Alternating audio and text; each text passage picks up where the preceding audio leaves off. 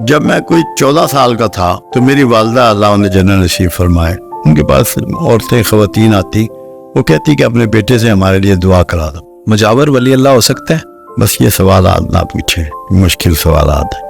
میں دنیا میں کسی چیز کا آنر نہیں ہوں، کسی چیز کا آنر نہیں ہوں سوائے 6 جوڑے کپڑوں کے۔ عورت کو جو حیض آتا ہے وہ اس کو روک نہیں سکتی، نیچرل وے میں آ رہا ہے۔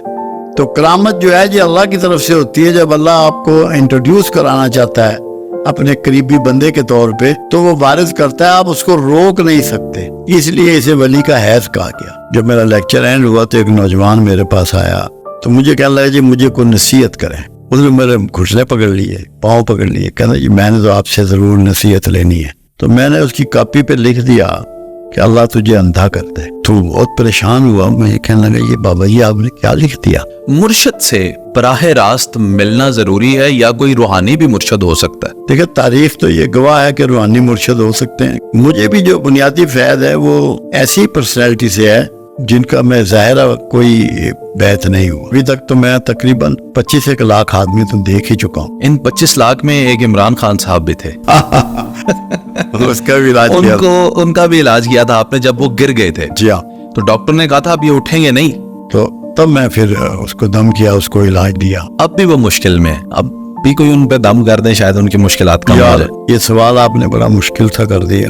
جو 3 چیزیں ریجیکٹ کی وہ یہی ہیں، وومن، منی اینڈ سٹیٹس، یہ آج بھی ریجیکٹڈ ہیں۔ جو ان کا دل دادا ہوا آپ سمجھ لیں کہ اس کا مقام و منزل کیا ہے۔ میں نے کہا آپ کی نگاہ اللہ کی جیب میں آپ کے لیے پڑے ہوئے انعام پر ہے اور میری نگاہ میرے اپنے مالک پر ہے کہ وہ مجھے اپنے محبت سے اپنے کرم سے محروم نہ کر دے، مجھ سے راضی ہو جائے۔ قرآن میں حکیم میں واضح ہے، اللہ تعالیٰ فرماتا ہے کہ ہم نے دوزخ شیطان کی پیروی کرنے والوں کے لیے بنائی ہے۔ اب پیروی میں کون سے کام آتے ہیں شیطان کے؟ نیکی پر کبر کرنا، اللہ کے تعلق پر فخر کرنا، نسب پہ فخر کرنا، انسان سے دشمنی کرنا، حسد کرنا، نفرت کرنا، دوسروں کو دھوکہ دینا، اپنے بڑوں سے باغی ہونا۔ کہ اگر تم متقی بنا لو گے اپنے آپ کو اور متقی سمجھو گے اور گناہ بالکل چھوڑ دو گے، اللہ تمہیں فرق کر دے گا اور نئے لوگ پیدا کرے گا جو گناہ کرے اور اللہ انہیں بخشے۔ آئے آئے آئے آئے، اسے اتنا پسند ہے معاف کرنا۔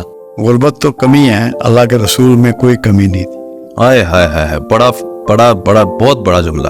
جی ہاں، یاد رکھیے۔ السلام علیکم ناظرین، آج کی پوڈ کاسٹ کے اندر ہماری مہمان شخصیت کسی تعارف کے محتاج نہیں ہے، ملک پاکستان کے نامور مذہبی اسکالر بابا جی عرفان اللہ۔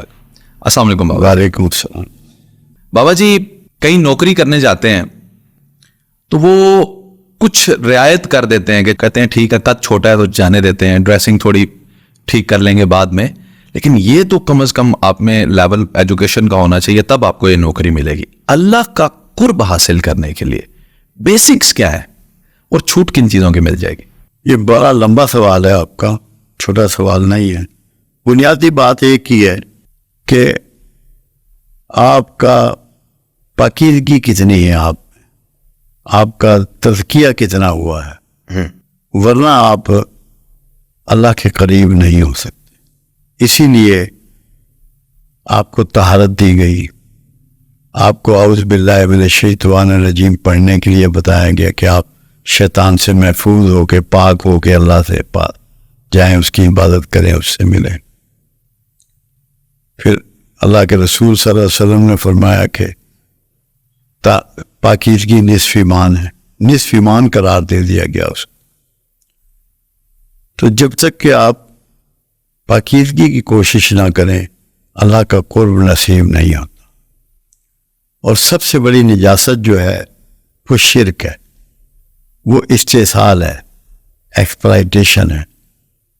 یہ نجاست جو ہے، اب اگر کوئی شخص جو مشرک ہے وہ سارا دن بھی نہاتا رہے تو اس کی طہارت قبول نہیں ہوتی، کیونکہ وہ بنیادی طور پہ نجس ہے، اس نے اللہ کے ساتھ ایک شریک ٹھہرا لیا ہے۔ اسی طرح پہ جو ظالم ہے اس نے انسانیت کے ساتھ، مخلوق کے ساتھ ظلم روا رکھا ہے۔ اس کو بھی جب تک کہ وہ توبہ نہ کرے اور تائب نہ ہو اور اللہ سے معافی نہ مانگے، وہ بھی پاکیزہ لوگوں میں شمار نہیں ہو سکتا۔ یہ ہمیں ضروری ہے کہ تزکیے کو سمجھیں. ابھی آپ دیکھیں قرآن حکیم نے 4 باتیں پروفٹ کے حوالے سے کہی گئی کہ ہماری کتاب تمہیں پڑھ کے سناتا ہے تو اس کی تعلیم دیتا ہے, تمہارے آیتیں بیان کرتا ہے, کھول کھول کے ہماری آیتیں بیان کرتا ہے, تمہارا تزکیہ نفس کرتا ہے اور تمہیں حکمت سکھاتا ہے. حکمت ایک دانائی ہے, نور ہے, روشنی ہے, ایک بہت بڑی کریڈٹ ہے, مگر ملے گا کب؟ جب پہلے تزکیہ ہو جائے گا. تزکیہ کو اللہ نے پہلے رکھ لیا. جب ابراہیم خلیل اللہ نے دعا کی تھی, ان کی دعا یہ تھی کہ ہم ان میں سے ایک ایسا رسول مبعوث کر جو تیری کتاب کی تعلیم دے, تیری آیتیں کھول کھول کے بیان کرے, حکمت سکھائے اور تزکیہ کرے. مگر جب اللہ نے پیغمبر کو مبعوث کیا تو اناؤنس تزکیہ کو پہلے کیا اور حکمت کو بعد میں کیا. سارا تصوف, ساری روحانیت حکمت سے ہی ہے. تو حکمت کے لیے اللہ نے لازمی کر دیا تزکیہ, یزکی ہونا. آپ دیکھیں اگر آپ جھوٹ بھی بولتے ہیں تو کیا آپ سچے ہو سکتے ہیں جھوٹ چھوڑے بغیر؟ تو سچا ہونے کے لیے ضروری ہے کہ آپ کو جھوٹ ترک کرنا پڑے گا. اس لیے پاکیزگی کے بغیر اللہ سے تعلق نہیں پیدا ہو سکتا, یہ ضروری ہے. اور اس پاکیزگی میں سب سے بنیاد کیا ہے؟ کسی کا بھی حق ایکسپلائٹ نہ کریں. حقوق کی ایکسپلائٹیشن جو ہے نا وہ اصل نجاست ہے. جیسے اللہ کا حق یہ ہے کہ اسے یک و تنہا مانا جائے, اس کا شریک ٹھہراؤ گے تو نجس ہو جاؤ گے. رسول اللہ کا حق یہ ہے کہ ان کو آخری پیغمبر مانا جائے, اللہ کا محبوب مانا جائے, کتاب کا حامل مانا جائے. اگر اس میں سے کسی حق کو چھوڑو گے تو ظالموں میں شمار ہوگا. حکمرانوں کا یہ حق ہے جن کو ہم اہل امر کہتے ہیں کہ ان کی فرما برداری کی جائے. ماں باپ کا حق ہے کہ ان کے حقوق پورے کیے جائیں, ان کو اف بھی نہ کی جائے, ان کو گھور کے بھی نہ دیکھا جائے. سائل کا حق ہے کہ اسے جھڑکی نہ دی جائے. جو حقوق جب آپ چھوڑتے ہیں نا تو آپ بنیادی طور پہ اس وقت نجس ہوتے ہیں, پاکیزگی وہاں متاثر ہوتی ہے. آ کر جو آپ نے مجھے بتا دیا ہے اس نظر سے میں دیکھوں تو مجھے تو اپنے ارد گرد سب لوگ ہی نجس نظر آتے ہیں. اب یہ معاشرے میں جو اتنی دقتیں ہیں آج, یہ کیوں ہیں؟ ہم سب ایکسپلائٹر ہیں, کسی نہ کسی کا حق ادا نہیں کر رہے. سب حق ہیں دنیا میں, 2 ہی تو 3 میں چیزیں ہیں بنیادی. ایک حدود کہ جن کو آپ نے نہیں پھیلانا, ایک حقوق جو آپ نے ادا کرنے ہیں. تو حق جب آپ ادا نہیں کرتے تو آپ ظالموں میں شمار ہوتے ہیں.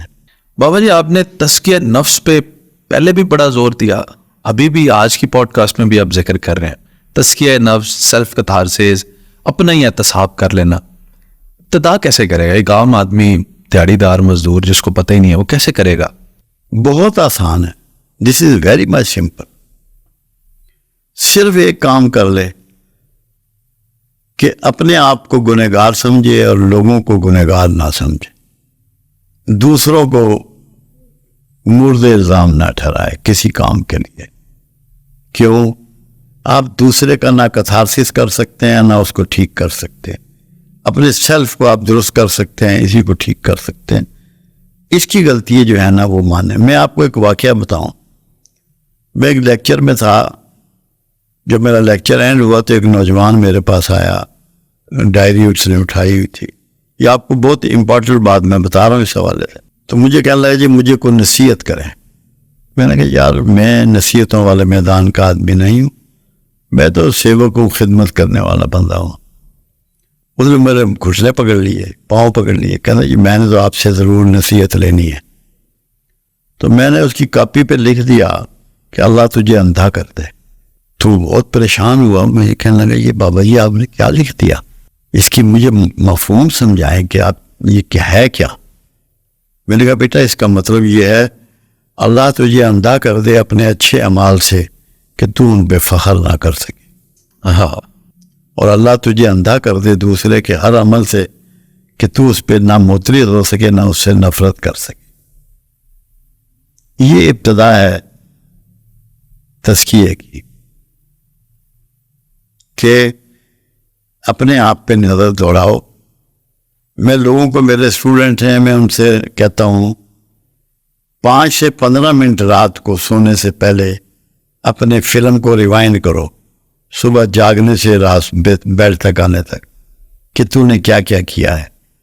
اور اللہ نے یہ اہلیت انسان کو دی ہے کہ وہ اپنی فلم ریوائنڈ کر سکتا ہے, اپنے ماضی میں جھانک سکتا ہے, چاہے وہ 1 دن کا ماضی ہو یا سینکڑوں سال کا ماضی ہو. اور اس میں تم دیکھو کہ تم نے کیا کیا کیا ہے, اپنا کتھارسس کرو. ٹھیک ہے, جس نے سب سے زیادہ سیلف نگیشن کی کائنات میں وہ رسول اللہ صلی اللہ علیہ وسلم کی ذات. سن لو, اللہ کو یہ کہنا پڑا کہ محمد صلی اللہ علیہ وسلم اپنی خواہش نفس سے تم سے کوئی بات نہیں کرتے, جو ہم انہیں کہتے ہیں وہ تم تک پہنچا دیتے. تو جب تک کہ آپ اپنا احتساب نہیں کریں گے, تزکیہ کی کام ہی شروع نہیں ہوگا. دوسروں کا نہیں کرنا, دوسروں میں خامی تلاش نہیں کرنی, اپنی جستجو کرنی ہے. مولا علی کا قول ہے کہ جس نے اپنے آپ کو پہچانا اس نے رب کو پہچانا. پہلے اپنی پہچان ہے اور اس کے بعد پھر دوسروں کے بارے میں کہیں جا کے سوچنا ہے. سوچنا ہی نہیں ہے, اپنے بارے میں سوچنا ہے. اور اس میں پہلا کام جو ہے وہ ہے کہ جھوٹ سے میں کیسے بچوں. جھوٹ جو ہے ام الخبائث ہے, بیماریوں کی ماں ہے, اخلاقی بیماریوں. تو میں نے تو بڑے آسان طریقے لوگوں کو اس کے ڈیزائن کرتا ہوں کہ تم فیصلہ کر لو کہ میں نے اپنے بچوں کے سامنے جھوٹ نہیں بولنا. واہ واہ. یہ تم فیصلہ کر لو کہ میں نے اپنے دفتر میں جھوٹ نہیں بولنا. کسی ایک جگہ کے لیے یہ ڈیسیژن لے لو.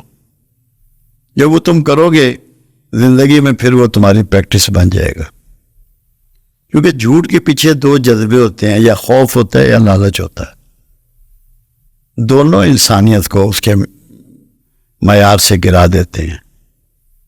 معیار ہی نہیں رہتا, خوف بھی ہو تب بھی اور لالچ میں ہو تب بھی. تزکیے کی جو بنیاد ہے نا آصف صاحب, وہ نہیں پتہ لوگوں کو. تزکیے کی بنیاد یہ ہے کہ میں طریقہ شیطان سے اپنے آپ کو کیسے بچاؤں. جو قرآن میں حکیم میں واضح ہے, اللہ تعالیٰ فرماتا ہے کہ ہم نے دوزخ شیطان کی پیروی کرنے والوں کے لیے بنائی ہے. اب پیروی میں کون سے کام آتے ہیں شیطان کے؟ نیکی پر کبر کرنا, اللہ کے تعلق پر فخر کرنا, اچھا, نسب پہ فخر کرنا, انسان سے دشمنی کرنا,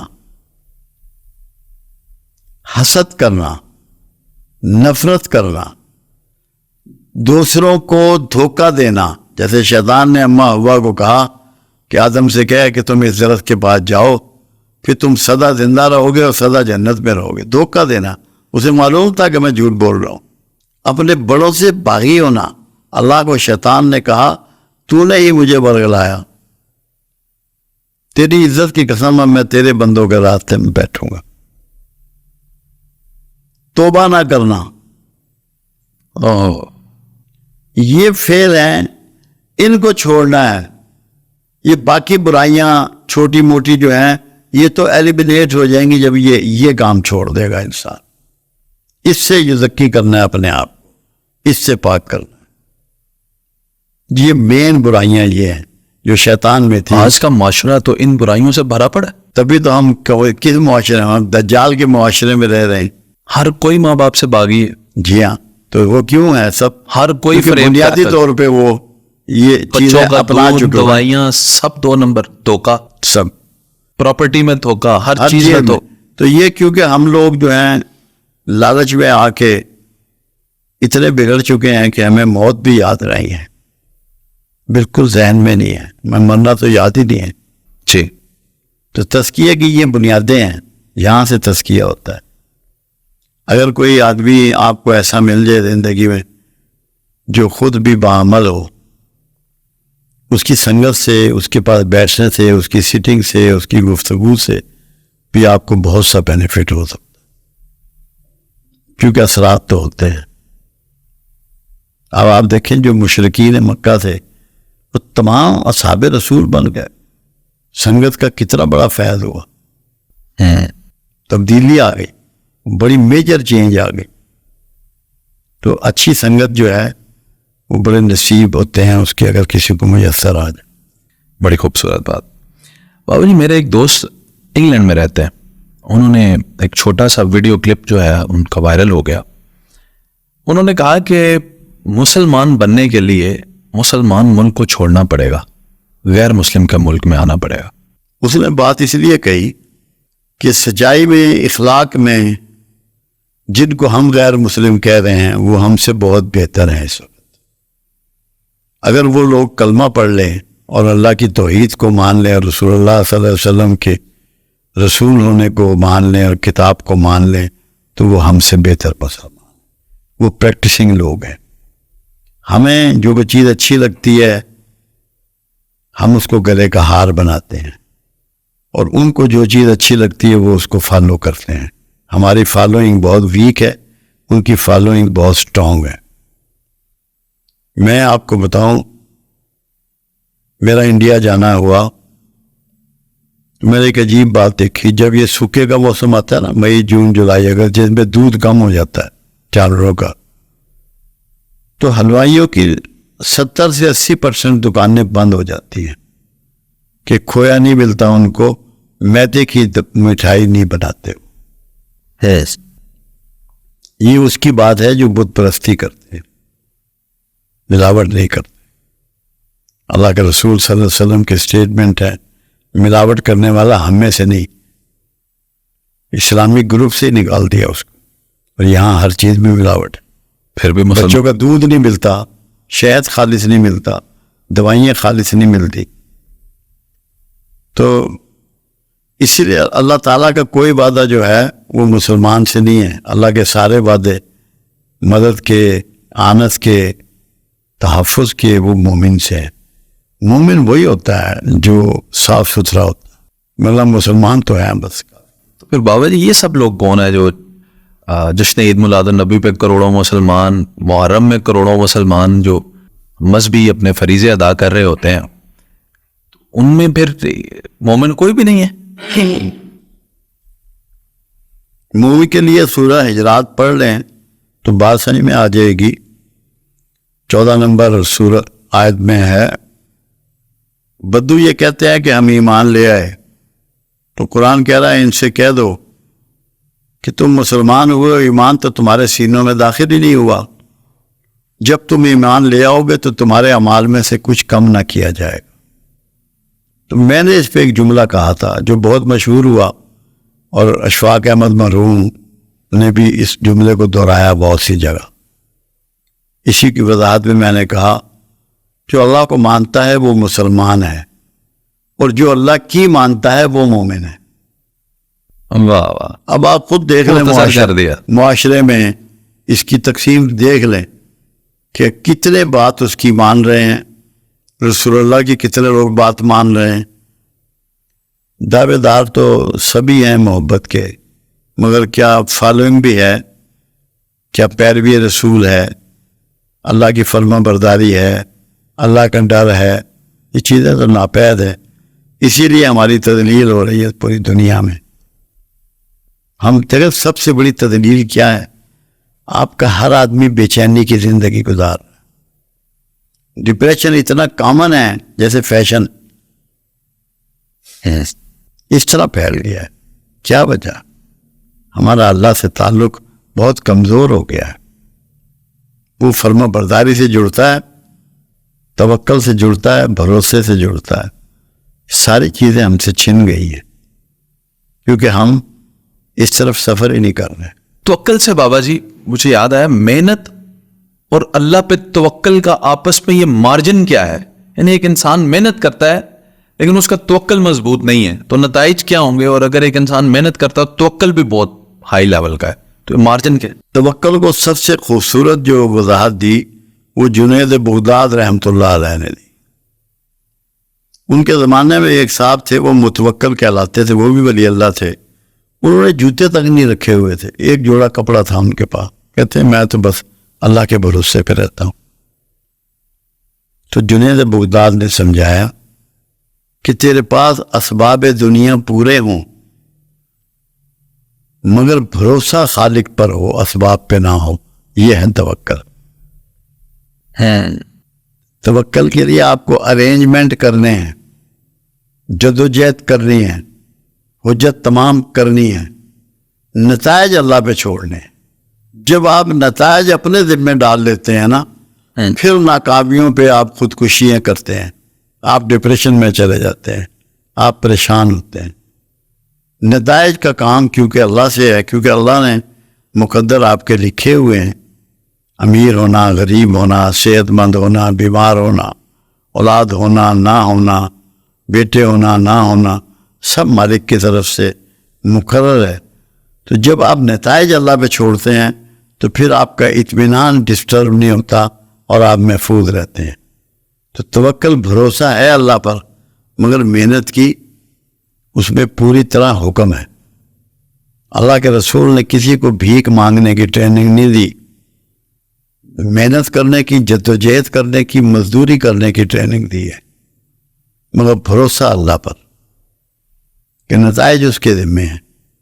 بابا جی کسی کے نصیب میں اولاد نہیں ہے، لکھ دیا ہے کہ اولاد نہیں ہے، تو کسی ولی اللہ کے کوئی پسندیدہ شخص آپ جیسے کسی صوفی سے دعا کروا لیں تو اولاد مل سکتی ہے. میرا اپنا ذاتی ایکسپیرینس ہے. میں نے آپ سے پوچھا تھا، میں نے کہا بابا جی اولاد نہیں ہو رہی، تو آپ نے مجھے جملہ کہا تھا نہ تمہیں دوائی کی ضرورت ہے نہ دعا کی ضرورت ہے، ہو جائے گی جاؤ. تو میں چلا گیا. اب اللہ کریم نے بیٹا بھی دیا ہے مجھے، بیٹی بھی دی ہے. تو میں تو اس چیز پہ بڑا یقین رکھتا ہوں کہ دعا لگ جاتی ہے. ایک بات آپ یاد رکھیے، بنیادی بات سمجھ لیں. قرآن حکیم تمام آدم علیہ السلام سے لے کے رسول اللہ صلی اللہ علیہ وسلم تک دعاؤں سے لبریز ہے. دعائیں تعلیم دی ہیں قرآن نے، ہر پیغمبر نے دعائیں تعلیم دی ہیں. خود رسول اللہ صلی اللہ علیہ وسلم نے بھرپور دعائیں تعلیم دی ہیں. اور حسن و حسین ایک ایسی کتاب ہے جو سرکار کی دعاؤں سے اس پر وہ منتقل لکھی گئی ہے، پوری دعائیں آپ کی. سمجھنا یہ ہے اگر دعاؤں کے اثرات نہیں آنے، دعاؤں سے آپ کی تقدیر میں تبدیلی نہیں آنی، تو یہ ہمیں دھوکہ دیا گیا، نعوذ باللہ معاذ اللہ. تو اس کا مطلب یہ ہے کہ دعائیں اثرات رکھتی ہیں، تب دعاؤں کی تعلیم، ہر قدم پہ دعاؤں کی تعلیم ہے. اللہ کے حبیب صلی اللہ علیہ وسلم نے دعاؤں کی تعلیم دی. ایک ایسی بات جو حدیث مبارکہ ہے، بخاری و مسلم کی حدیث مبارکہ ہے، آپ نے فرمایا کچھ ایسے لوگ ہیں پراگندہ حال والے، الجھے بالوں والے، کہ تمہارے دروں پہ آئیں تو دھتکار دیے جائیں، مگر اللہ پر کوئی قسم کھا لے تو اللہ ٹالتا نہیں. اللہ ٹالتا نہیں. تو اب لوگوں کو جستجو ہوئی کہ یہ کون شخص ہے، ایسا ہو سکتا ہے جب اللہ کے حبیب یہ فرما رہے ہیں تو یقیناً کوئی شخص اویلیبل ہوگا. لوگوں نے تلاش کر لیا. وہ انس بن مالک رضی اللہ تعالیٰ عنہ کے چھوٹے بھائی تھے، حضرت برا بن مالک رضی اللہ تعالیٰ.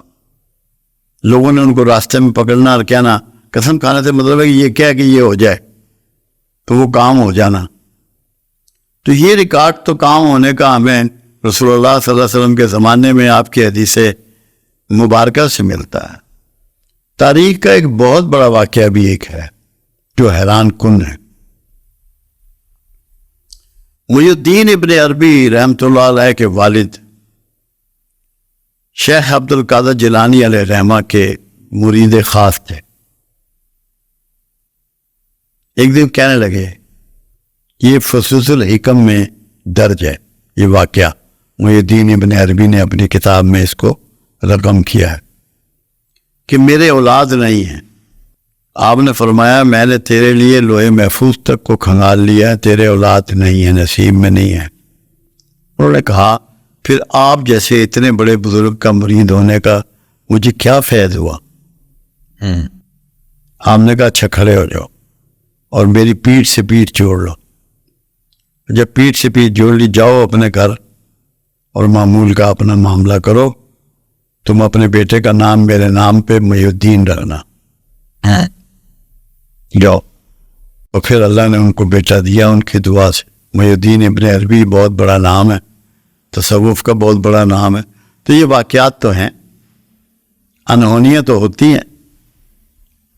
کیونکہ دیکھیں اس کے لیے ایک بات بہت خوبصورت کہی میرے آقا نے. آپ چچا کی خیریت پوچھنے گئے حضرت ابو طالب کی, ان کے گھر. جب گھر میں انٹر ہوئے تو انہوں نے ایک چارپائی پہ وہ لیٹے ہوئے تھے, آواز دیو بھتیجے, سنا تیرا اللہ تیری بہت مانتا ہے. تو اللہ کے رسول نے کیا جواب دیا؟ چچا تم بھی اللہ کی ماننی شروع کر دو, تمہاری ماننی شروع کر دے گا. جو لوگ اللہ کی مانتے ہیں اللہ ان کی مانتا ہے.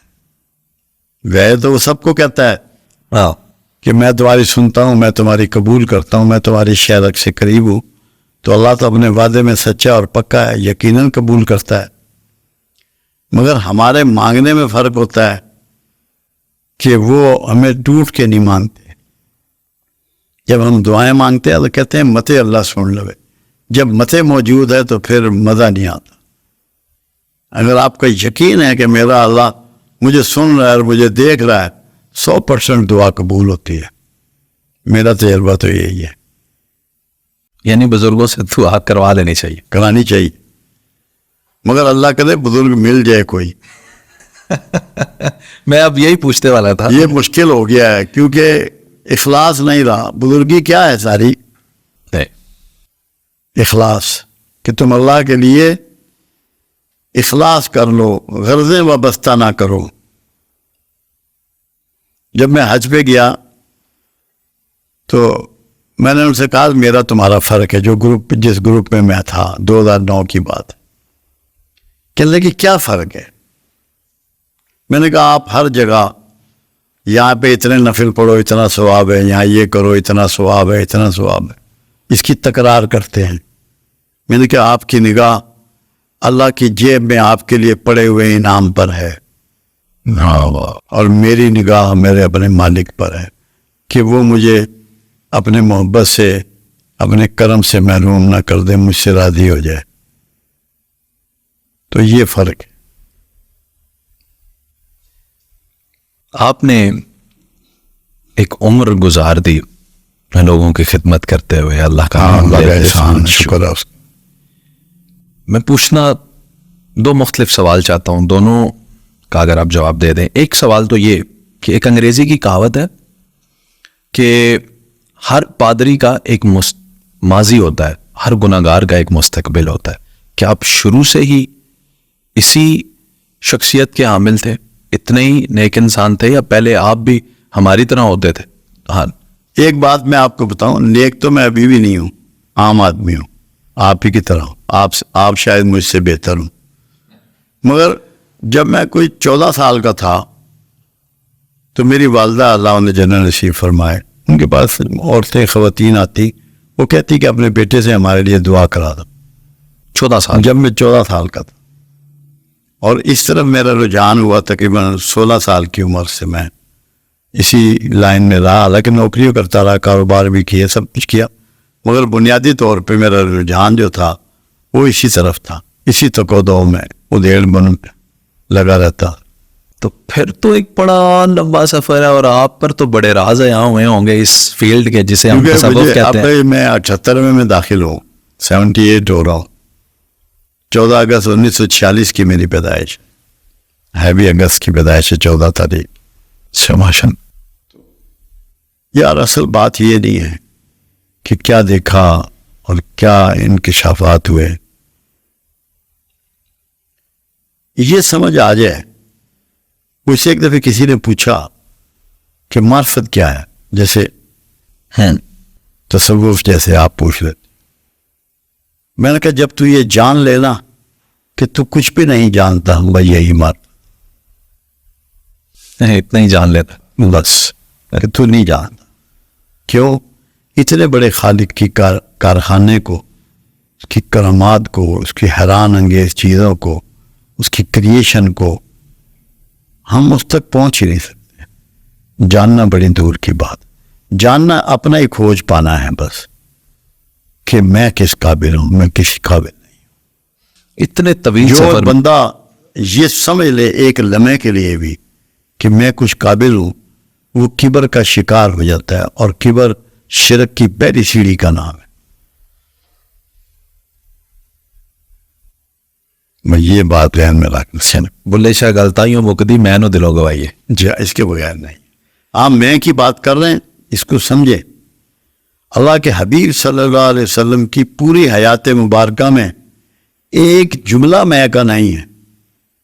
ایک جملہ کو ٹریس نہیں کر سکتا بڑے سے بڑا ہسٹورین کہ میرے آقا نے یہ کہا ہو کہ یہ کام میں نے کیا ہے, یہ میں کروں گا, یہ میرا ہے, یہ میں کرتا ہوں.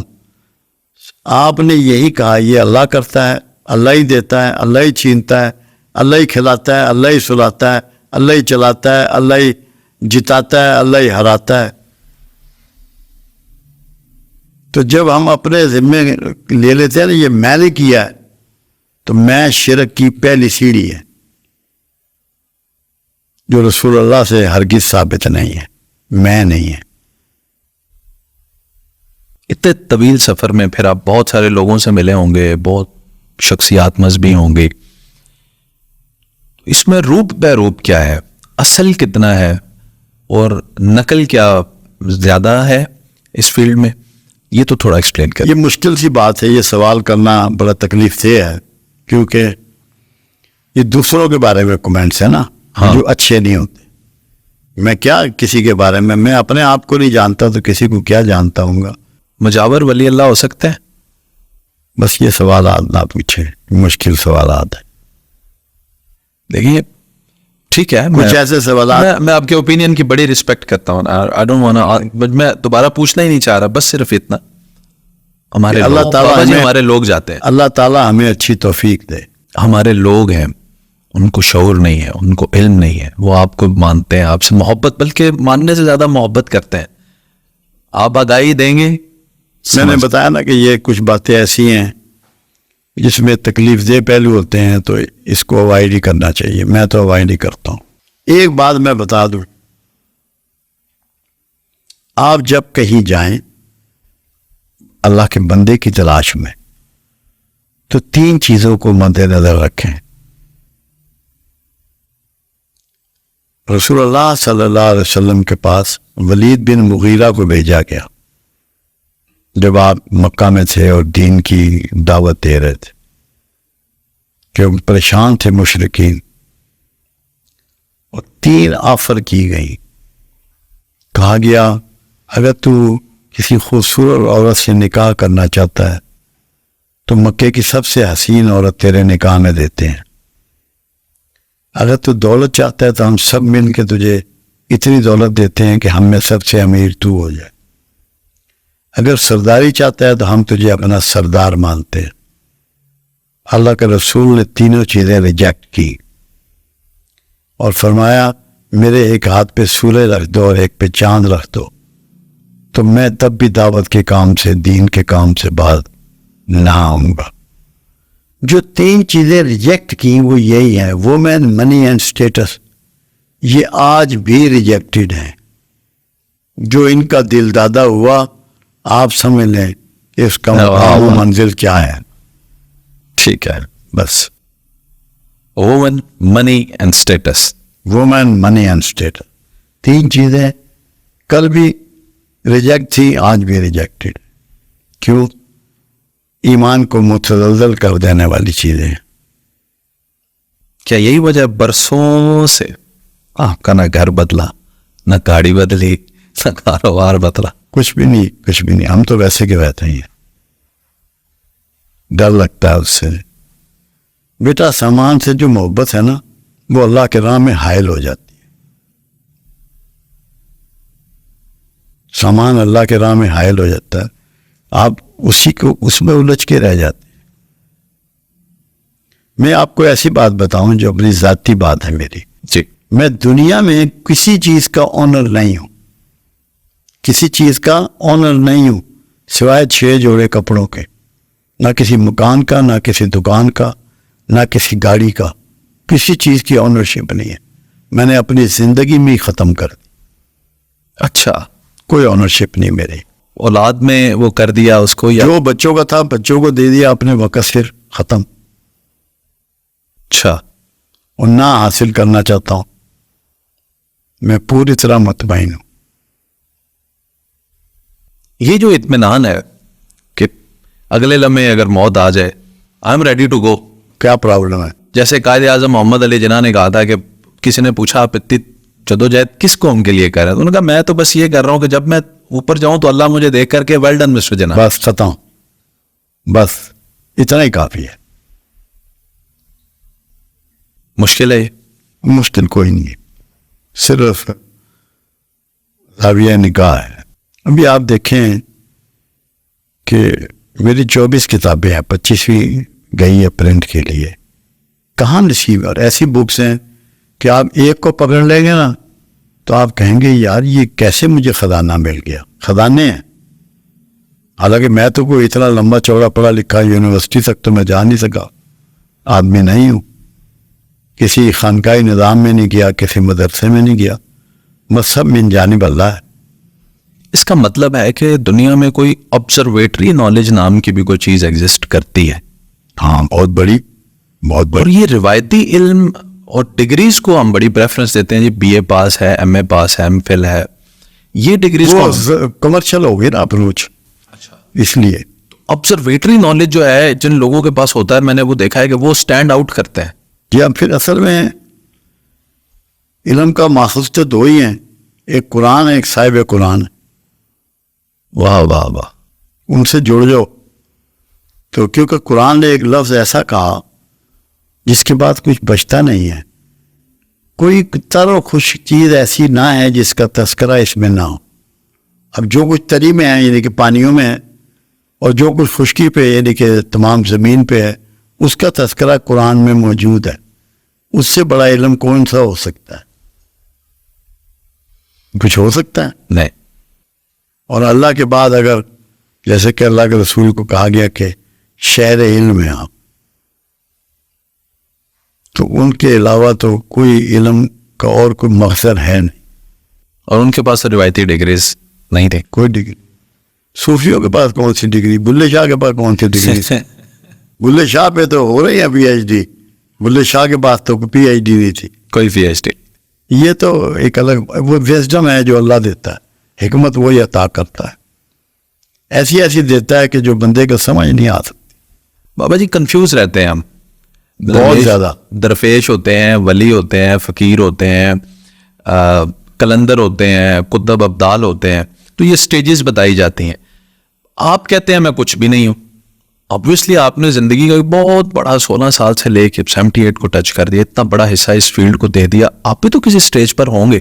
تو یہ سٹیجز جو ہوتی ہیں بعد میں مجاور یا دوست یا جڑے ہوئے لوگ ڈیفائن کرتے ہیں کہ یہ بندہ اس سٹیج پہ تھا, یا اپنی زندگی میں خود بندہ بتا دیتا ہے کہ میں اس سٹیج کا ولی ہوں یا صوفی ہوں. اگر کوئی خود ستائی کرتا ہے تو کیا وہ درویش ہو سکتا ہے؟ کبھی نہیں ہو سکتا. یہ لوگ انعام دیتے ہیں, بڑے بڑے جو القاب ہیں یہ بھی لوگ ہی عطا. مجھے تاریخی جملہ یاد آ گیا صاحبزادہ عاصم مہاروی کا. انہوں نے کہا تجلی حیض الرجال ہے. ٹھیک کہا. اس کو یہ کہا گیا, کرامت کو کہا گیا کہ صوفیوں کا ولیوں کا حیض ہے کرامت. کیوں؟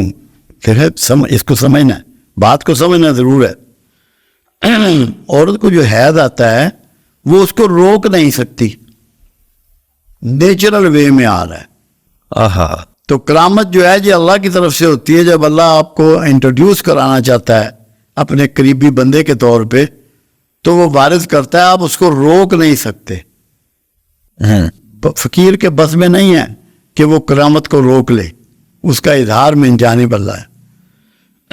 جیسے معجزات کا اظہار پیغمبروں سے من جانب اللہ ہے. اس لیے اسے ولی کا حیض کہا گیا. اور پھر وہ شو آف ہوگا ہی ہوگا جب وہ اب وہاں اس کا ٹیسٹ ہے, بہت بڑا ٹیسٹ ہے کہ اس کا نفس نہ پھولے. جب تعریف ہوتی ہے تو نفس پھولتا ہے اور آدمی کا بیڑا غرق ہو جاتا ہے. سب سے نقصان دہ وہ شخص ہے جو آپ کی تعریف کرتا ہے اس وقت جی ہاں آپ کے سامنے آپ کا بیڑا غرق کرتا ہے وہ. بابا جی یہ اللہ کا رشید ہونا اور بندے کا مرشد ہونا، ان میں کیا کنیکشن ہے آپس میں؟ اصل میں مرشد لفظ تو ایسے دے دیا گیا. مرشد تو کہتے ہیں ہدایت دینے والے کو. قرآن میں اللہ کہتا ہے کہ ہدایت میں دیتا ہوں، تم ہدایت نہیں دے سکتے، اگر چاہو تب بھی نہیں دے سکتے. تم دعوت دے سکتے ہو، بندہ دعوت دینے والا ہے، ہدایت دینے والا اللہ. ایک ترجمہ اس کا یہ بھی کیا جاتا ہے، یعنی رشد تقسیم کرنے والا، ہدایت کے اسباب تقسیم کرنے وہ آپ کہہ سکتے ہیں، وہ کہہ سکتے مرشد یعنی ہدایت کے اسباب ہیں، تقسیم، وہ اتنا کہہ سکتے ہیں، یعنی رشد اللہ سے لے کر بندوں تک دینے والا. دینے والا. آپ یہ تقسیم کنندہ کہہ سکتے ہاں، تو اس میں کنیکشن ہے. ہیں. یہ آپس میں وہ ہوتا ہے، وہ اللہ کی طرف سے ہوتا ہے، اس کی مدد سے ہی ہوتا ہے. اور ایسے دنیا میں بے شمار لوگ ہیں، رہے ہیں اب بھی. دنیا آئیں گے کبھی بھی. ان سے خالی نہیں ہوگی، اور آتے رہیں گے. آتے رہیں گے. مرشد سے براہ راست ملنا ضروری ہے یا کوئی روحانی بھی مرشد ہو سکتا ہے؟ دیکھیں تاریخ تو یہ گواہ ہے کہ روحانی مرشد ہو سکتے ہیں، کیونکہ آپ دیکھیں کہ خود علامہ اقبال علیہ رحمہ مرشد مانتے ہیں جلال الدین رومی کو، ہیں؟ اور 650 سال سے زیادہ کا فاصلہ ہے. بہت فاسٹ. جی میاں محمد بخش علیہ رحمہ مرشد مانتے ہیں پیر شاہ غازی کو، کوئی 400 سال کے لگ بھگ فاصلہ ہے. تو پاسبل تو ہوتا ہے جی، کہ نہیں؟ ہے بھی 7 سال. جی پاسبل ہوتا ہے نا. جی، ویسے بھی آپ کسی کی تعلیمات سے بھی فائدہ اٹھا سکتے ہیں. بعض جگہ یہ جملہ کہا گیا کہ جسے کوئی مرشد میسر نہیں آتا یا پیر میسر نہیں آتا تو وہ کشف المعجوب کو چپٹ جائے، اس کا مطالعہ کرے، اس سے علم حاصل کرے، وہ مرشد کی خامی پوری کر دے گا. واہ. تو اس لیے تو چلتے ہیں سلسلے. آپ کی زندگی میں ایسا کون انسان رہا؟ مجھے بھی جو بنیادی فائد ہے وہ ایسی پرسنالٹی سے ہے جن کا میں ظاہرہ کوئی بیعت نہیں ہوا. وہ لیکن روحانی ہیں آپ. شیخ عبد القادر جیلانی علیہ رحمہ پیران پیر، ان سے فائد ہوا مجھے. اور آپ ظاہر روحانی ہی ان سے. جی ہاں. تو مرشد کا زندگی میں ہونا کتنا اہم ہے بہت اس انسان میں، اس اور کی جس کا وجہ- کوئی مرشد نہیں ہوتا. کہتے ہیں اے بے پیرا ہے، اے بے مرشد ہے. یعنی کہ کیسے تشخیص ہو جاتی ہے وہ ایسے یہ شخص؟ ہے کہ وہ جو ہدایت کی بنیادی چیزیں ہوتی ہیں وہ اس سے ناشنا ہوتا ہے. مرشد کا کام ہی یہ ہے کہ آپ کو ہدایت کے صحیح سچے راستے پہ ڈال دے. اور ہوتا کیا ہے، جیسے قرآن ہے، قرآن کے بہت سے مفاہیم ہیں جو استاد کے بغیر آپ کو نہیں آ سکتے. جس کو آپ مرشد کہہ رہے ہیں، میں تو اسے استاد کہتا ہوں، اس کے بغیر نہیں آ سکتے. اسی طرح نیتوں کا کوڈ ہے، نیتوں پر بیس کرتا ہے آپ کا سارا کردار، آپ کی عمارت جتنی بھی ہے اخلاقیات کی اور روحانیت کی. وہ استاد کا کام ہے، وہ آپ کو ڈیلیور کرنا، سکھانا، ٹائم ٹو ٹائم، موقع پہ، کس موقع پہ آپ کا رویہ کیا ہونا چاہیے، یہ استاد کا کام ہے. بابا جی ابلیس کے جیسے لفظی معنی ہے لباس بدلنے والا. نہیں، ابلیس کی یہ معنی نہیں ہے. ابلیس کے معنی ہیں انتہائی مایوس اور نا امید. نا امید. لباس بدلنے والا اس کی تعریف نہیں ہے. نہیں، نا لیکن امید لباس بدل کر آتا ہے ابلیس. نہیں. ابلیس دیکھیں ایک بات، آپ پہچان تو نہیں نہ سکتے. آپ کیسے پہچانے گے؟ صرف ایک پہچان کافی ہے نا. جو آپ کو نیگیٹیوٹی سکھا رہا ہے وہی ابلیس ہے، جو مایوسی میں مبتلا کر رہا ہے وہی ابلیس ہے، اور جو پازیٹیوٹی جو کرائم دعوت دے رہا ہے وہی ابلیس ہے، اور جو پازیٹیوٹی آپ کو دے رہا ہے وہ اللہ کا بندہ ہے. یہ اس کی پہچان ہے. وہ پازیٹیو ہوگا. 2 آنکھیں دی مالک نے ہمیں، ایک بھی دے سکتا تھا، نظر آتا ہے پورا، مگر سمجھایا کیا؟ ایک آنکھ اچھائیے دیکھنے کے لیے دی اور ایک آنکھ نیگیٹو دیکھنے کے لیے دی. تو ابلیس کی بائیں آنکھ کھلی ہوئی ہے، نیگیٹو ہی نظر آتا ہے. اور اگر کوئی اللہ کا بندہ ہے تو اس کی دائیں آنکھ کھلی ہوتی ہے, اسے سب پازیٹیو نظر آتا ہے. اللہ نے کہا کہ جو میرے خاص بندے ہیں, جو میرے انعام یافتہ بندے ہیں, جو میرے پسندیدہ بندے ہیں, وہ کھڑے بیٹھے کروٹوں کے بل میری ثنائی پہ غور کرتے ہیں, اور آسمان کو جب ان کی آنکھیں اٹھتی ہیں اور گھوم کے واپس آتی ہیں تو وہ کہہ اٹھتے ہیں, اے اللہ تو نے کچھ بھی باطل نہیں بنایا, ہر چیز پازیٹیو ہے. جب آپ کو پازیٹیوٹی نظر آنی شروع ہو جائے تو آپ سمجھ لیں کہ آپ اللہ کی بندگی میں داخل ہو گئے, اور جب چیزیں نیگیٹو نظر آنی ہو جائے شروع, تو سوچ لیں کہ آپ کے نفس کا اور شیطان کا آپ پہ غلبہ ہو گیا. ایک انسان ایوریج مسلمان بھی ہے, ہیومن بینگ بھی ایوریج ہے, اپنی طرف سے اچھے کام کرتا ہے, لیکن اسے یہ نہیں پتا کہ اب میں اللہ کے پسندیدہ بندوں میں ہوں یا ناپسندیدہ بندوں میں کیٹیگری میں فال کرتا ہوں. کیا ہے ایسا کوئی زاویہ ہے کہ انسان کو پتہ چل جائے کہ اللہ اس سے راضی ہے ابھی یا نہیں؟ یہ تو بہت آسان ہے. اللہ نے یہ اظہار کیا کہ میں تجھ سے راضی تو تو مجھ سے راضی. رضی اللہ تعالیٰ عنہ جب کہا, اصحاب بدر کو جب کہا, جس شخص کے پاس شکوہ نہیں ہے, جس شخص کے پاس شکوہ نہیں ہے وہ اللہ سے راضی ہے. اللہ کس سے راضی؟ اللہ بھی اس سے راضی ہے جو شکوہ نہیں کرتا. موسم کا ہو, پھلوں کا ہو, سبزیوں کا ہو, کھانے پینے کی اشیاء کا ہو, معاشرے کا ہو, حکومت کا ہو, انسانوں کا ہو, رشتوں کا ہو. شکوہ ہے تو اللہ سے تعلق نہیں ہے, اللہ سے تعلق ہے تو شکوہ نہیں. واہ واہ واہ, بہت بڑے جملے. جی ہاں, یہ اس کا راز. آپ نے بتایا آپ نے بہت زیادہ تعلیم حاصل نہیں کی, میڈیکل بھی نہیں پڑھا ہوا, نہیں کچھ بھی نہیں. بندہ آ کے آپ کو کہتا ہے کہ مجھے یہ مسئلہ ہو گیا ہے, مجھے فلاں پرابلم ہو گئی ہے, آپ اسے بتاتے ہیں کہ یہ اللہ کا نام ہے, یہ پڑھ لو, جی ہاں, وہ ٹھیک ہو جاتا ہے. یہ نالج بیسڈ ہے, آبزرویٹری نالج بیسڈ ہے, یا پھر یہ کہہ لیں کہ آپ کا توکل ہے اللہ سے, آپ کی بات نہیں اللہ موڑتا؟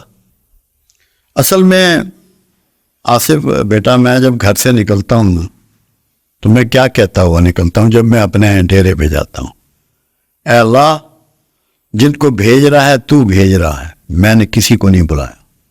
بالکل ہے. ان کی بات بھی تو ہی سمجھائے گا اور ان کا مسئلے کا حل بھی تیرے ہی پاس ہے, تو میری مدد فرما. یہ میرا دم ہے. اچھا, یہی دم ہے, یہی دعا. اور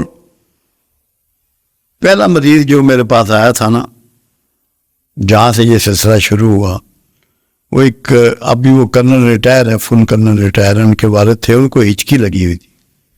یہ 94 کی بات ہے, 94 کی شروع کی. تو وہ میری اسپیئر پارٹ کا کام تھا اس وقت, ایجنسی بھی تھی موٹر سائیکلوں کی. تو وہ کچھ پردہ لینے آئے تو بڑبڑا رہے تھے. میں نے کہا یار کیا بات ہے, کوئی کنفیوز ہو, پریشان ہو. اس وقت وہ میجر تھا. کہنا جی پریشانی ہے مجھے, میرے والد کو ہچکی لگی ہوئی ہے 5 سال سے. 5 سال؟ میں نے بہت CMI دیکھے ہیں, حکیموں کے پاس گیا ہوں, ہماری گدی ہے ادھر سیالکوٹ بینڈ, میں خود پیر ہیں ہم سید ہیں. باپ کی ہچکی نہیں گئی. میں نے کہا یار یہ تو 5 منٹ کا کام ہے. وہ پردے شردے اس نے چھوڑ دی. کہنے لگا کیا مطلب؟ میں نے کہا ناریل لو جا کے کچا, 2 ناریل لے لو, ایک کا پانی ابھی پلاؤ, ایک کا پانی صبح پلا دینا, تو باپ تمہارا ٹھیک ہو جائے. اس نے وہ پردہ شردہ چھوڑا, موٹر سائیکل تھی اس کے پاس, جا کے ناریل اس کو کسی ریڑھی سے مل گئے, اس نے توڑ کے پانی پلایا باپ کو. صبح جب میں دکان پہ آیا تو دونوں باپ بیٹا کھڑے ہوئے تھے. انہوں نے میرے پاؤں پکڑ لی, اور میں کیا کرتے ہو خدا کے بندے. کہنے لگے میرے والد ٹھیک ہو گئے ہیں 5 سال سے, اور یہ ناریل کا پانی پلانے سے, یہ کون سا علم ہے, یہ تو کہانی کہیں اور ہے. This was the start. اور پھر یہ رکا نہیں؟ پھر رکا نہیں. ابھی تک تو میں تقریباً 25 لاکھ آدمی تو دیکھ ہی چکا ہوں. ان 25 لاکھ میں ایک عمران خان صاحب بھی تھے. اس کا بھی علاج کیا, ان کا بھی علاج کیا تھا آپ نے جب وہ گر گئے تھے. جی ہاں. تو ڈاکٹر نے کہا تھا اب یہ اٹھیں گے نہیں. نہیں, انہوں نے یہ کہا تھا 2 سال لگیں گے, 3 بہت آپریشن. لمبا دورہ. آپ نے کہا کوئی مسئلہ نہیں. میرا اچھا میں تو کوئی عمران خان کو جانتا ہی نہیں تھا، نہ میرا کوئی تعلق تھا. میرا ایک دوست تھا تو وہ میرے پیچھے پڑ گیا، کہنے لگا یہ قومی ہیرو ہے، اس نے ورلڈ کپ جتایا، یہ وہ، آپ مہربانی کریں دم کریں اس کو. تو تب میں پھر اس کو دم کیا، اس کو علاج دیا. اللہ نے اس کو، میں نے پھر اسے کہا میں 15 دن میں تم نارمل ہو جاؤ گے، اور اپنی ایکسرسائز وغیرہ جو کرتے ہو. اور وہ ٹھیک ہو گیا. ہاں وہ ٹھیک ہو گیا. اللہ کا ٹھیک تو دیکھو کوئی انسان کسی کو نہیں بیٹا کر سکتا. خود ہی ہوتا. اگر میں کبھی مجھے جس دن یہ خیال آ گیا نا کہ میں نے کسی کو ٹھیک کیا ہے تو اسی دن میں مشرک ہو جاؤں گا، میں مشرکوں میں اٹھوں گا. یہ تو اللہ تصور بھی گناہ ہے، کفر ہے کہ آپ کسی کو ٹھیک کر لیکن آپ نے ایک مشورہ دیا شفا تھا نا، اللہ کا. دم تو کیا ان کو. دم کیا، مشورہ دیا، وہ ہمارا ذمہ یہی ہے. یہ اب بھی وہ مشکل میں ہے، اب بھی کوئی ان پہ دم کر دیں شاید ان کی مشکلات کم ہو یار جائے. بات یہ ہوتی ہے، یہ سوال آپ نے بڑا مشکل تھا کر دیا. بعض اوقات آدمی کچھ اس طرح کی غلطیاں کرتا ہے جس کا اپائے اس کے پاس پھر ممکن نہیں ہوتا، سولوشن نہیں ہے. سولوشن نہیں ہوتا اس کے پاس. اللہ ہی کوئی معجزاتی طور پہ ایسا کام کرے کہ اس کے لیے راستہ نکل آئے. کوئی بھی انسان جو اس طرح کی صورت حال میں ہوتا ہے تو وہ سمجھ اللہ دے دے کہ کہاں سے واپس ہونا ہے، کہاں سے کون سی حکمت اور دانائی اختیار کرنی ہے. آپ حیرانگی کی بات دیکھیے کہ خالد بن ولید رضی اللہ تعالیٰ عنہ کو سیف اللہ کا خطاب کب ملا؟ جنگ موتا میں 1.5 لاکھ فرنگی تھے اور 3,000 مسلمان تھے. 3 شہید ہوئے. عبیدہ بن کیا نام تھا ان کا، نام بھول، عبداللہ روا، جعفر طیار، زید بن حارثہ. خالد بن ولید رضی اللہ تعالیٰ نے یہ کمال کیا کہ وہ 3,000 آدمیوں کو بچا کے لے آئے، قیمتی مسلمانوں کو بچا لیا. تب میرے آقا نے ان کو خطاب دیا سیف اللہ کا. بعض اوقات کسی ایک سچویشن سے فضا کرنا بھی عقل ہوتی ہے. واہ واہ واہ، بہت بڑی بات، بہت ہی بڑی بات. جی بہت بڑی بات، وڈرا کر لینا. جا یہ بھی عقل ہوتی ہے. اس میں تضحیق نہیں ہوتی، حکمت ہوتی ہے.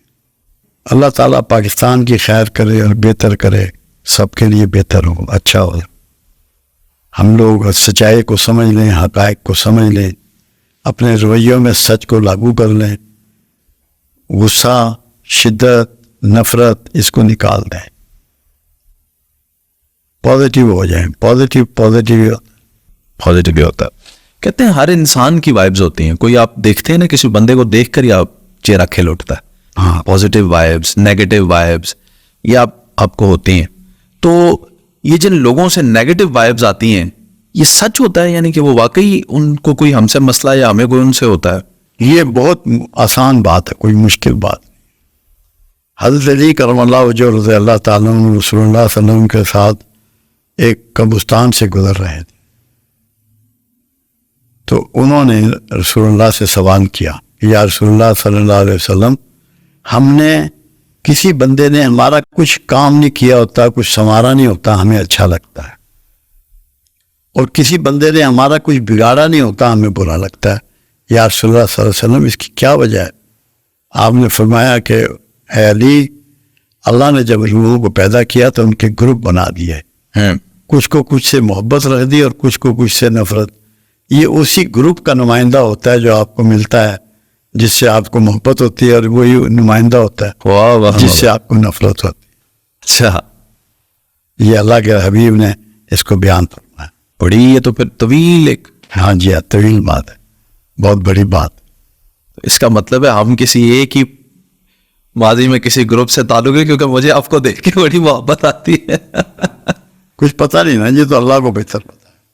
جو لوگ یہاں پہ دوست ہوتے ہیں، میرے ایک دوست نے یہ بات کہی مجھ سے، جب ہم عمرہ کرنے گئے اور ہم مدینے میں تھے تو ایک ایک دوست تھا ایسا جس کو نا ہم لے کر نہیں جانا چاہتے تھے ساتھ، اس لیے کیونکہ وہ گالیاں بڑی دیتا تھا. تو ہم کہہ رہے تھے ہم تو عمرے پہ جا رہے ہیں تو وہاں پہ ذرا روحانیت ہوگی، انجوائے کریں گے، تو وہ تنگ کرے گا ہمیں. تو جیسے ہی ہم مدینے میں پہنچے تو بلال مسجد کے سامنے ہمیں وہ نظر آ گیا، اللہ اور اس نے ادھر بھی ہمیں سنائی. آپ سمجھ گئے. تو ہم اس وقت انہوں نے یہ جملہ کہا، انہوں نے کہا جڑا اسی ایتھے ملے ہیں نا اسی جنت وچ بھی اکٹھے ہی ہیں. ہاں ٹھیک کہا، اچھا گمان ہے. ہو اللہ یہ سکتا ہے- کہتا ہے مجھ سے اچھے گمان کرو، میں تیرے گمان کو پورا کرتا ہوں. کبھی واہ برا واہ گمان واہ. نہ کریں. کبھی مت سوچیں کہ آپ کو دوزخ میں بھیجے گا، اس کا کوئی پروگرام نہیں ہے. یہ اچھا اللہ کا کوئی پروگرام نہیں ہمیں دو. دیکھو اس کو آپ سمجھیں، اس بات کو میں سمجھ گیا تو بڑی کامیابی ہے. آپ کی بیوی ہے، آپ کی ماں ہے، آپ کی بہن ہے، وہ کہتی ہے بیٹے وہ تو آج سارا دن تو نے بلوریے کھیلی ہیں، تو نے پتنگ اڑائی ہے، تو نے لٹو چلایا ہے، تو نے ہوم ورک نہیں کیا، تو اپنے باپ کو آنے دے، آج تیری ٹانگیں توڑواؤں گی، تجھے پھینٹی لگواؤں گی. کتنی ماؤں نے آج سے پھینٹی لگوائی ہے آج تک؟ کسی نے بھی نہیں، خود ہی بچا لیتی ہیں. تو وہ 70 ماؤں سے زیادہ پیار کرنے والا ہے. یہ چاہتا ہے، یہ آپ کو ڈرانا کا ہے کہ تم ٹھیک ہو جاؤ، بغاوت مت کرو، کیونکہ وہ مان شیطان کا کام ہے، وہ شیطان کا، بس اس لیے باقی اس کا پروگرام نہیں ہے. نہیں. تو یعنی حقیقی دوست اس دنیا زمان والے. انٹروڈکشن جو ہوگا وہی تو کرے گا. وہ آپ دیکھیں، آپ سے ایک بات کہتا ہے کہ تجھے قصاص لینے کی اجازت ہے، تجھے قصاص لینے کی اجازت. یہ 302 ہے. ہاں جی. اور اگر تو معاف کر دے تو مجھے زیادہ پسند ہے.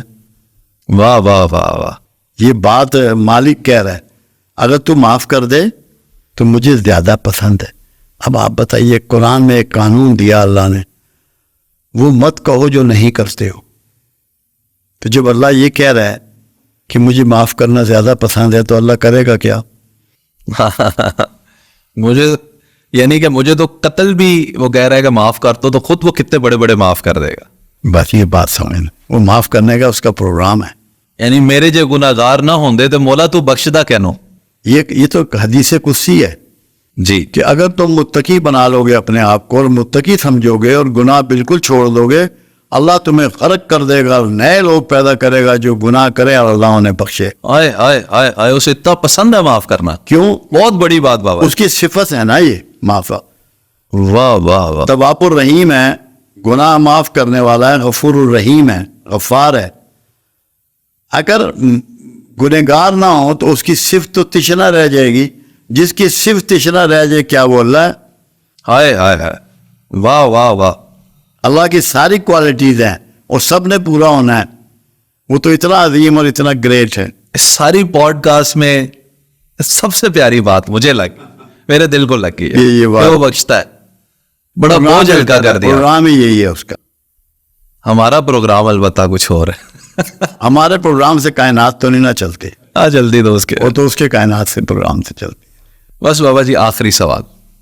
کوئی سوال آخری بھی ہوتا ہے؟ نہیں، اس پوڈ کاسٹ کا آخری سوال.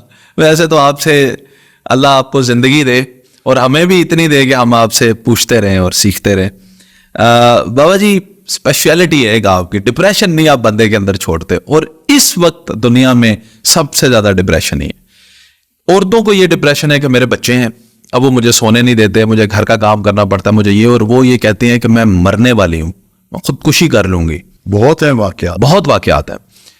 مردوں کو یہ ٹینشن ہے کہ میرے کاروبار تباہ ہو گیا، میرا نقصان ہو گیا، اب میں خودکشی کر لوں. اور کی ہے لوگوں نے کاروبار میں پھنس کے الجھ کے اور خط لکھ کے جاتے ہیں کہ مجھے معاف کر دینا. یہ ڈپریشن والے کوئی بھی جو کیس ہے اس کا علاج تو ظاہر ہے، وہ ان کو بتائیں کہ کیا وہ ایسا کریں کہ ان کو ڈپریشن سے نجات ملے گی یا وہ بہتر فیل کریں گے. دیکھیں، اس میں سب سے بنیادی جو چیز ہے وہ دو ہیں. پہلی چیز یہ ہے کہ آپ قرآن نے اور صاحب قرآن نے جو تقدیر کے بارے میں گفتگو کی ہے، قرآن نے اور صاحب قرآن نے، اس کو اچھی طرح لوگ پڑھیں، بار بار پڑھیں تقدیر کے حوالے سے. اور دوسرا یہ ہے کہ لوگ مل کے بیٹھیں، کھانا مل کے کھائیں، ٹی وی مل کے دیکھیں، گپ شپ کریں، بچوں کے ساتھ ملیں، رشتہ داروں کے ساتھ ملیں. 70% اس سے علاج ہو جائے گا. 70%؟ جی ہاں. باقی اللہ کا ذکر ہے. کچھ ایسے کلمے ہیں جو کچھ بتا دینا. ڈپریشن کو کھا جاتے ہیں. واہ واہ، وہ بتائیں پلیز. جو اس میں سلام کی تسبیح ہے، اس میں رحمان کی تسبیح ہے، ولی کی تسبیح ہے، ذوالجلال کی تسبیح ہے، لاہور کی تسبیحات کا ایک طریقہ کار ہے جو جیسا مرض ہوتا ہے، جتنا گہرا اس کے مطابق، پرسنالٹی کے مطابق. کچھ ڈپریشن ایسا ہوتا ہے جو جینیٹیکلی ملتا ہے، اچھا، جینز میں ہوتا ہے.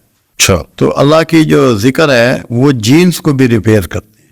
واہ واہ واہ، اور وہی کر سکتے ہیں. اور ٹیمپرامنٹ بھی چینج ہو جاتا ہے. ہمارے پاس ایسے ایسے لوگ آتے ہیں اتنے غصے والے کہ بیویوں کو روز طلاق کی دھمکیاں دے رہے ہوتے ہیں. جب انہیں ذکر بتاتے ہیں، ان کے لیے دعا کرتے ہیں. کھانے پینے کی بھی کوئی ایسی چیزیں ہیں جو ڈپریشن کو بہت تیزی سے دور کرتی ہیں، جس میں سب سے زیادہ پانی ہے. دوسرے نمبر پہ جو ہے. یہ چیزیں ایسی ہیں، ان کا استعمال طریقے سے کیا جائے. پانی کیسے بابا جی؟ پانی تو کا بڑا وائٹل، اچھا استعمال، زیادہ استعمال، زیادہ کرنا چاہیے. نہانا بھی، وضو کرنا بھی، پینا بھی. زیادہ کریں گے تو کم ہوگا. ہاں، ڈپریشن کم ہو جائے گا. اچھا، بہت خوب. ایک چیز تو ایسی ہے جو حدیث مبارکہ سے میری سمجھ میں آئی اور وہ ہم اس کو اپلائی کر رہے ہیں اور بہت کامیاب ہے، انتہائی کامیاب. عائشہ صدیقہ رضی اللہ تعالیٰ عنہ کا قول مبارک ہے کہ ہمارے گھروں میں جب کوئی غم کا معاملہ ہو جاتا تو رسول اللہ صلی اللہ علیہ وسلم جو کے دلیے کی ہانڈی چولہے پہ چڑھوا دیتے اور تب تک نہ اترتی جب تک کہ غم کے بادل نہ چھٹ جاتے. تو ڈپریشن یہ سارٹ آف غم. اور ویسے بھی کوئی غم دکھ ہو تو یہ کر سکتے ہیں. تو ہم جو کا دلیا دیتے ہیں کھانے کے لیے، اتنا افیکٹو ہے کہ میرے پاس الفاظ نہیں ہیں کہ میں اس کو بیان کر سکوں. اچھا. جی ہاں، لوگوں کو ایڈوائز کریں کہ جو کا دلیا کا. جو کا دلیا کھائیں. ایک اور بھی آپ بات کہتے ہیں لوگوں کو ڈپریشن نہیں رہے. جو بیمار ہوتے ہیں، آپ کہتے ہیں کوکڈ فوڈ جو ہے اسے چھوڑ دو، آرگینک پہ آ جاؤ. ٹھیک ہے. ہاں، اس کوکڈ فوڈ سے کیا ہوتا ہے؟ نہیں، اس میں یہ ہوتا ہے، دیکھیں ہر وہ طریقہ جس میں آپ اللہ کے رسول کی سنت کو اپناتے ہیں اس میں بیماریاں بھی دور ہوتی ہیں، obviously. پریشانیاں بھی دور ہوتی ہیں. عائشہ صدیقہ رضی اللہ تعالیٰ عنہ کا قول مبارک ہے کہ ہمارے گھر میں 2 مہینے چولہا نہ جلتا. لوگوں نے اس سے یہ تعبیر کیا کہ فاقہ کرتے. ہمیں بھی یہی لگتا ہے، بہت غربت تھی. ہاں، غربت نہیں تھی. غربت تو کمی ہے، اللہ کے رسول میں کوئی کمی نہیں تھی. آئے ہائے ہائے، بڑا بڑا بڑا بہت بڑا جملہ. جی ہاں، یاد رکھیے. تو ہمیں تو یہی دکھایا. اب وہ تھا کیا، وہ ان کوک چیزیں کھاتے تھے تاکہ مسالہ جات سے، تلی ہوئی چیزیں سے، گھی سے، آئل سے بچ سکیں، ہیلدی رہنے کے لیے ویٹ نہ بڑھے. اچھا، اس لیے ان کوکڈ کھاتے تھے. جی ہاں، جو بھی ان کوک کھائے گا بیماریاں اس سے بھاگ جائیں گی. فروٹ کھاؤ، سبزی کھاؤ، کچے پھل کھاؤ، کچی سبزی کھاؤ، فٹ ہو جاؤ گے. تو یہ جو ہمیں بتایا گیا رسول اللہ صلی اللہ علیہ وسلم کے بارے میں، اپنا ان کے کپڑوں میں وہ پیبند لگے ہوتے تھے، ان کے پاس چادر نہیں تھی، بڑا بہت غربت. اور آج غریبی نہیں تھی، غریبی چوائس تھی. اللہ کے رسول کو تو چوائس اویلیبل تھی، چاہے محل تعمیر کروا لیتے، جو مرضی کر سکتے تھے، مگر یہ چوائس تھی. کیوں؟ یہ بھی سمجھ لیں آپ. بے شمار غلام اور غریب لوگوں نے دین کو اڈاپٹ کیا، رسول اللہ کو اپنایا.